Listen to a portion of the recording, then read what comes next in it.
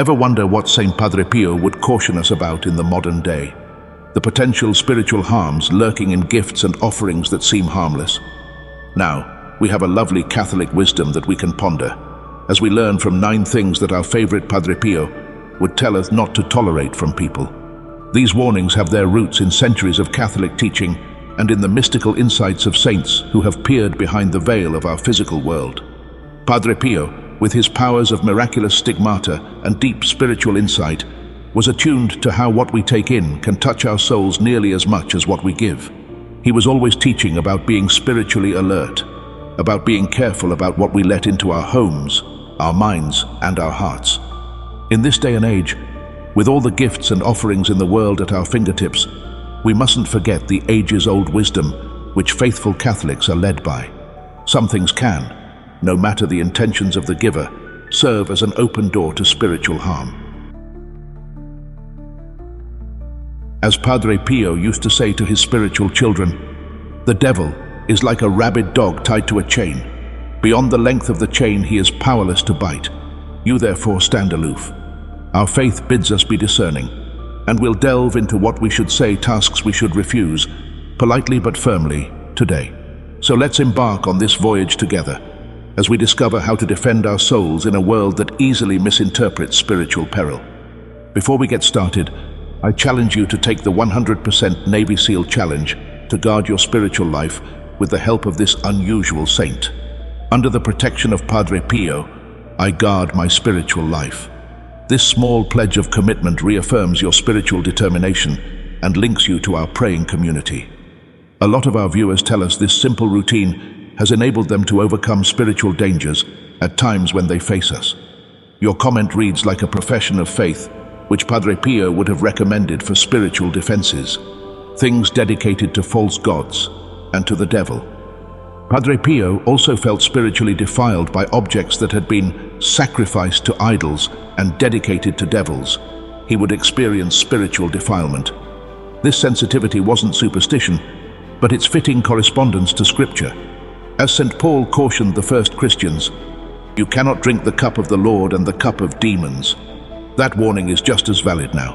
And in this day and age, yes, we can find objects from other religions or New Age religions that have been blessed to entities that are not our Lord. These can be anything from statues, jewelry, or ritual paraphernalia to the food that has been ritually presented to other spirit forces. As much as we respect other people's religious freedom, we as Catholics need to be careful about introducing these articles in our homes and lives. Padre Pio would tell us how harmless appearing souvenirs from other religions, Buddha statues, some tribal masks, etc., or ritual items can contain spiritual attachments that are at odds with our Catholic faith. This is not due to fear or disrespect of other cultures, but because we wish to stay, as closely as possible, true to our relationship with Christ. And many exorcists continue to find people oppressed because they unknowingly took in such items. Another old woman lived in terror of nightmares and a feeling of choking after her grandson gave her a blessed amulet from an Asian temple. Those issues went away when we threw the item away and prayed over it. Don't forget, our home should be a sanctuary of God. Or, as even Padre Pio would say, why put a throne for another master in the house where Christ is supposed to reign? If someone gives you something you know is already consecrated to another god or devata, simply refuse it. If you have unwittingly brought these items into your home in the past, then you can ask a priest to bless your home, and he can dispose of them properly. Items with superstitious or occult significance. Padre Pio was especially cautious of items of occult and superstitious. His confessional became the site many had chosen to relinquish their tarot cards, Ouija boards and crystals for divination, and other tools for fortune-telling. He knew these things weren't just games or cute trinkets. They were doorways that might introduce some unwanted spiritual influences, and the Catechism of the Catholic Church is quite plain about the matter. All forms of divination are to be rejected. Recourse to Satan or demons, conjuring up the dead or other practices falsely supposed to unveil the future, looking for miracle sign. In the quest for Mount of Transfiguration experience, man has searched for miracle sign that helps him to get to know the miracle worker. Bulletin: all forms of divination are to be rejected. Recourse to Satan or demons, conjuring up the dead or other practices falsely supposed to unveil the future. Today, many of these techniques are sold as harmless amusement or self-help devices. Crystals are sold for healing energy, tarot cards for personal insight, and pendulums for accessing intuition. Yet Padre Pio would remind us that the spiritual doesn't cease being spiritual just because modern marketing has packaged old-time religion in wheat bread. A parish priest once told me of an old couple he was called on to counsel who were experiencing inexplicable things in their home. Objects being moved around, noises that could not possibly have natural causes, and a sense of being watched. The disturbances started after a friend bought them a lovely antique pendulum as an anniversary gift. As a conversation piece, they had presented it, not realizing it was once used to tell fortunes. Once it was removed and their home blessed, peace resumed. If you are ever given charms for luck, crystals for energy, tarot cards for fun, or anything involved in fortune-telling or divination, take Padre Pio's advice and say no, thank you. It's not for us to know, and it's very dangerous and useless to try to find it out this way. Items that ridicule or blaspheme the holy persons or things. Padre Pio was said to shed tears over insults to God and the Blessed Mother. He had an intense respect for what was holy or sacred, and was therefore much troubled by anything profane or blasphemous. Amid the tide of religious figure ridicule that is now sometimes presented as comedy or as art, his sensitivity provides a valuable airing too. Are Catholics allowed to keep and receive something that mocks, insults, or is irreverent to God, the Blessed Virgin Mary, the saints, or the sacraments? This refers to books, pictures, movies, or other media that take the name of God in vain, or that promote blasphemy of any kind. Think of Maria, 85-year-old grandmother, who was given a funny book by her grandson. It included satirical stories about Jesus and the saints that were intended to be humorous, but that actually ridiculed holy people and beliefs. Maria didn't want to hurt her grandson's feelings, so she delicately explained to him why she couldn't accept such a gift and seized the moment to explain the importance of her faith to him. In today's digitally driven age, blaspheming content can pop up in our social media feeds or come to us in forwarded messages, or we're just a link away from a friend. Quite understand our faith. Padre Pio, of course. It was that we should not just refuse such tools, but pray for those who produce and circulate them. Most of them have no idea of the spiritual damage they are doing. When encountering potentially blaspheming material, ask yourself, would I have the freedom to look at this with Jesus and Mary beside me? If the answer is no, then that's a sign to graciously, but firmly, decline. Procedures that are fatal to an innocent human life. Padre Pio showed great respect for human life at all stages. A priest who could read souls, he knew the profound spiritual wounds that came from participating in the taking of innocent human lives. Church teaching is very clear on this. We can never accept or become part of anything that would include abortion, euthanasia, or any direct assault on innocent human life. Such a prohibition includes the acts qua acts, as well as support in any form or cooperation. That would include taking donations or winding up with the money raised by organizations that promote or perform abortions, or benefiting from research that was done unethically using tissue from aborted fetuses. Take the case of Joseph, a retired doctor to whom a pharmaceutical company offered a generous donation for his parish building fund. In looking into it, he saw that the company was tightly associated with controversial fetal cell line research, experiments on cells derived from the bodies of murdered youngsters. Despite the parish's dire need of cash, Father Golden refused the donation, stating it would undermine the parish's dedication to the dignity of all human life. Padre Pio would tell us convenience or financial gain should never supersede our responsibility to care for the most vulnerable. In a society that does not hold in high regard the humanity of the preborn, or the dignity of the elderly, or the suffering, we must remain a witness to the value of life at all stages. If you are offered something in material benefit that you get by being complicit in procedures that result in the lives of the innocent being ended, remember the fact that Padre Pio stood for truth because it was hard. Graciously disagree, but don't back down. Invalid administration or participation in illicit services of Orthodox sacraments. Padre Pio's devotion to the sacraments was legendary. He would pray for hours before offering Mass and occasionally would spend entire nights in adoration. His genuine concern for right sacramental administration offers all Catholics a warning. We should be careful where we go for sacraments that are not sacrosanctam and piam. Catholic doctrine warns that sacraments should not be administered in a way that deviates from the Church's prescribed manner. This not only means illicit attempts to celebrate sacraments, but also approaching communion unworthily or participating in services that might give mixed signals about our Catholic identity. A Protestant neighbor of Margaret, a 70-plus years old devoted Catholic, invited her to receive communion at her church's Sunday service as a gesture of friendship. Touched by the inclusive gesture, Margaret said no thank you, but explained that for Catholics, to receive communion is a sign not only that we are in community with each other, but also that we are in complete unity in the faith and in the teaching of the Church. She offered instead they go to a Bible study together, a perfect non-denominational means to remap faith.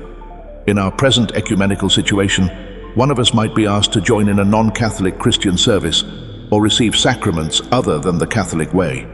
Respecting other faith traditions and pursuing unity wherever we can on such issues would be sure to hear Padre Pio reminding us that unity is not acceptable at the cost of truth. When you are called upon to receive sacraments in dubious conditions or to participate in services that threaten to challenge Catholic teaching, think of the way Padre Pio showed respect for the sacraments. Politely decline, and maybe even add a few words to explain the deep significance these sacred rituals have for Catholics. Stolen goods. Padre Pio is well known for having lived a life of radical simplicity and honesty. He never wavered from scrupulously doing the right thing, not even in the little things. Catholic teaching is unequivocal. We can never knowingly receive stolen goods, bribes, or anything that comes by way of injustice or fraud. The Catechism says that receiving stolen goods makes you guilty of theft. Even when handed what appears to be a too good to be true bargain, we should be wary of the provenance of what we are handed. Indeed, something as seemingly benign as a dollar watch, contraband electronics sold from a car trunk, or pirated media that infringes copyright should raise red flags for the conscientious Catholic. Take, for instance, Thomas, a retired schoolteacher, who was being sold designer clothes at an incredible amount less than what they were worth by his own nephew. But when he found out they were all knockoffs, illegal copies of designer labels, he passed, saying such purchases hurt honest business people and put money into the pockets of criminals.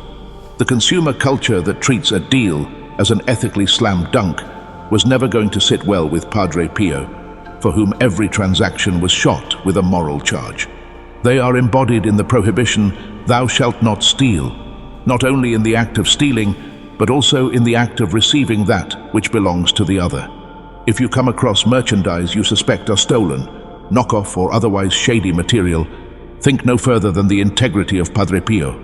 No mere physical deal is worth sacrificing our spiritual soul or being party to another's sin. Material dehumanizing the dignity of the unborn human person. Padre Pio, in all his preaching, had purity of heart and thought underlined. He knew that what we take into our senses goes into our souls. Catholic doctrine forbids the use or possession of pornography or any type of literature or other matter that promotes or incites to sexual immoral practices, since such things directly offend against the God-given dignity of the human person. This material can also make its way into our lives unsolicited, whether in the form of email, a text, or social media in today's digital world. Even popular culture itself frequently features material opposed to Catholic teaching on human sexuality and dignity. Padre Pio would advise us to be vigilant about what we bring into our homes and minds. One of her friends gave her a best-selling novel. She read a few chapters in before it became clear that it included sexual content she did not agree with. She didn't keep going just to be culturally relevant or even to avoid the moment from getting awkward. She was compliant to preserving her mind, so she handed the book back with a kind explanation that she was committed to guarding her mind. The Church teaches that human sexuality is holy, a gift intended to be shared in marriage and always with reverence for the whole person. Any medium that dehumanizes individuals and reduces them to objects of amusement or depicts a practice that is sinful is not faithful to this holy perspective. When given the chance to see books, films, or other media that violate human dignity through explicit sexual depictions, keep in mind Padre Pio's exhortation that purity of heart is the key. Politely decline. Maybe offer a suggestion of something that really honors the dignity of the human person. Spreading bad gossip, just slandering others. Padre Pio was famous for his stringent disapproval of gossip. He knew how powerful words are and how quickly speech can be twisted into an instrument of sin. The Church teaches that receiving or disseminating gossip, slander, or calumnies are sins against both charity and truth. When we let someone tell us something that will damage another's character, whether true and private or false and accusing, we are guilty of injuring their name. Every single person has the right to good name and reputation, the Catechism says. Take Eleanor, an energetic parish volunteer in her 60s, who was recently approached by another parishioner, eager to share concerning information about their new pastor. As the talk neared gossip, Eleanor spoke up quietly. "I don't like talking about Father behind his back. Maybe we just present any valid concerns directly to him, or perhaps the diocese." Her gentle but firm boundary saved the reputation of the priest, and possibly her own soul, from scandal. Gossip spreads in our interconnected world at supercharged speed over social media, email chains and messaging groups. Padre Pio would say for us to guard our ears and eyes as much as our mouths in regard to charity. When you are the target of gossip or slander, you can tap into Padre Pio's strong determination against this sin. Perhaps you say, "I'm trying not to listen to stuff like that so much." Or, "I don't like talking about other people when they're not around to speak for themselves." These tender borders will shield you and your neighbors, unhealthy guilt or shame, from false sources. Although this is never spelled out in the paper, it coincides with the truth about human dignity on behalf of mental activities as well as psychological effect of that mental state, which Padre Pio was talking about in his spiritual direction. Catholics should never accept an abusive guilt or shame that corrupt, manipulative people or institutions might want to wield. Good guilt leads to contrition and conversion, directing us to the mercy of God. Shame and guilt all too often only drive us to a narrow focus on ourselves and to vicious cycles of self-condemnation that don't actually lead to life.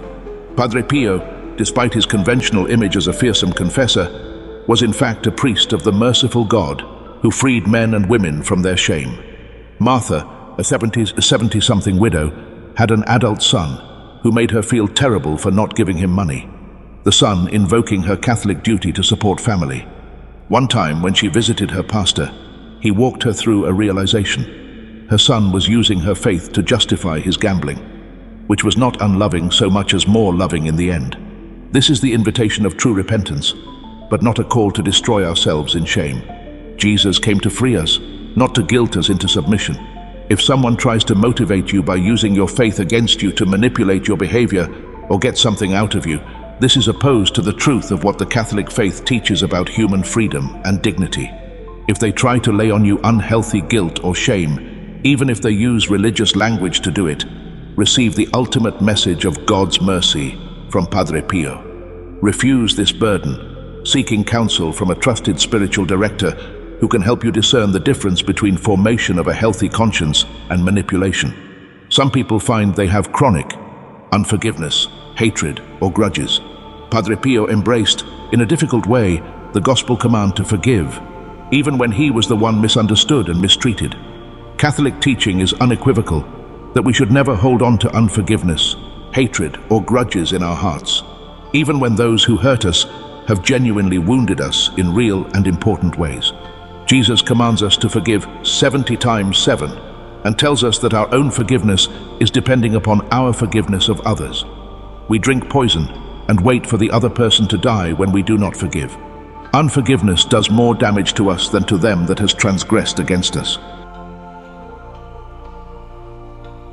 Think of Antonio, a man in his 80s who for decades harbored bitterness toward his brother regarding a family business falling out. Inspired by a homily on forgiveness, he reached out to reconcile near the end of his life. The peace it gave him over his last years was, he said, like heaven beginning on earth. In our deeply polarized culture, we may very well be lured into participating in collective forms of hatred or unforgiveness, for political adversaries, for people of differing values, for groups that are vilified as the cause of social problems. Padre Pio used to say that Christ asks something more of us. If someone hands you justifications for hatred or tells you that you have to carry grudges, even if it is in the clothing of righteous language. Recall the unwavering testimony of Padre Pio for forgiveness. Reject this tainted gift and embrace the freedom of mercy. Practical application of this teaching. So now that we heard these vital warnings of Catholic instruction through the teachings of Padre Pio, what does all this mean in practice? First, we need to grow in discernment by prayer and living the sacramental life. Routine confession, Eucharistic adoration, and Our Lady's devotion own our spiritual senses so that we too can discern threats. What is more, we need to have gracious replies to give when we are given things we cannot accept. A simple, "Thank you for thinking of me, but I'm afraid I can't accept this because of my faith," generally does the trick. Boundaries that are expressly stated and delivered kindly are bound to be met with understanding, if not by everybody, by most people. Third, we need to form Catholic value-supporting communities. When friends and family know our commitments, they are less likely to give us stuff or invitations that we won't know how to, or won't want to, integrate. It might involve thoughtful conversation with loved ones about your faith, that is, engaging them in what and why it matters to you. Fourth, do not forget that refusing noxious gifts isn't just a matter of self-protection, it is a kind of witnessing. You will gently be disseminating seeds of faith in others by delicately informing them of your reasons for refusing point-blank certain things. And this dutiful fidelity to Catholic teaching might be the first time someone encounters the beautiful simplicity of the consistency of our faith. Finally, and think charity, not fear, not judgment. Most who offer such things have no intentions of ill will. They simply do not comprehend Catholic doctrine. See them as opportunities for evangelism and not things to argue over. So, dear friends, as we've walked through these 9 things that both Padre Pio and Catholic doctrine would counsel us never to receive, please remember that these guardrails are not for our punishment, but for our protection, so that we will better understand how God wants us to live our lives. As guardrails on a mountain road, they help ensure that we don't veer off the heavenly road. As Padre Pio used to say, pray, hope, and don't worry. By God's grace, with wisdom and reliance on God's protection, we don't have to be afraid of spiritual dangers and can confidently manage our way through our increasingly dangerous and morally compromised world. If you found this teaching helpful, please let us know and share it with friends and family who can also benefit. And hit that like button. I appreciate it when you click on the like button because it helps others find out about this post. We encourage you to join our channel and acquire our God Protect Me membership plan. Members also enjoy access to exclusive videos on Padre Pio's teachings, additional content not found anywhere else, and a community of faithful Catholics, our place to do more. And be sure to check out our Padre Pio Teachings channel for other videos that make Catholic wisdom accessible to people in practical, relevant ways. Smash that notification bell so that you never miss our weekly spiritual upload. And last but not least, please tell us what you think. Did a lesson of Padre Pio resonate with you as you moved through a trying situation? Have you ever said no to something because of your faith? Tell us about it in the comments below. Or maybe your story is just what another reader needs to hear. For your spiritual protection, we urge you to type this simple phrase in the comments box. I am protected from evil by Padre Pio from 50 pun euro a $0 hey £27 a day. More exclusives, analysis and extras. Padre Pio taught that vocally stating our intentions once again increases desire. Our staff prays for those who take such a stand of faith, surrounding our viewers with a circle of protection from the Lord. As an elderly member shared, writing the commitment helped me to stand strong when I was tempted later that same week. Your comment is not just a comment. It's a spiritual shield that links the two of you in this walk of faith with other believers. Until next time, may God bless you richly. May Our Lady keep you in her protective mantle, and may Saint Padre Pio pray for you and your loved ones. Keep in mind his powerful words. Pray, hope, and don't worry. Peace be with you all.